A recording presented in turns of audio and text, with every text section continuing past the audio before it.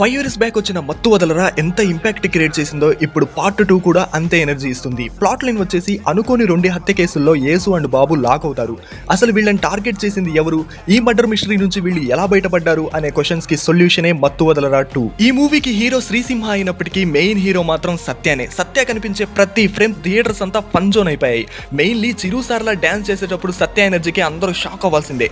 సత్య తర్వాత అదే range entertainment చేసింది వెన్నెల కిషోర్. స్క్రీన్ టైం తక్కువే కానీ ఉన్న కొన్ని సీన్స్ వేరే లెవెల్లో ఉంటాయి. ఇక సపోర్టింగ్ రోల్ చేసిన ఫరియా, సునీల్, రోహిణి వాళ్ళ బెస్ట్ ఇచ్చారు. డైరెక్టర్ రితేష్ సీక్వెల్ ని ఫస్ట్ పార్ట్ తో కనెక్ట్ చేసిన పోర్షన్ చాలా బాగుంటుంది. బట్ సెకండ్ హాఫ్ లోని డ్రామాని, సస్పెన్స్ ని బిల్డ్ చేయడం కోసం ఇన్వెస్టిగేషన్ సీన్స్ ని ఎక్కువ డ్రాగ్ చేశాడు. ఆ లాగ్ ని క్లైమాక్స్ తో కవర్ చేసి ఎండ్ క్రెడిట్స్ లో పార్ట్ 3 కి బెస్ట్ లీడ్ ఇచ్చాడు. ఫైనల్లీ కామెడీ థ్రిల్లర్స్ లో లాజిక్ ఎక్స్ప్రెషన్స్ కి ఎక్కువ టైం ఇవ్వకూడదు. సెకండ్ హాఫ్ లోని స్క్రీన్ ప్లే ని అండ్ ఎండింగ్ ని ఇంకాస్త నీట్ గా రాసుంటే మూవీ బ్లాక్ బస్టర్ అయ్యేది. మూవీ చూసిన తర్వాత మీ ఫీలింగ్ ఏంటో కామెంట్ చేయండి.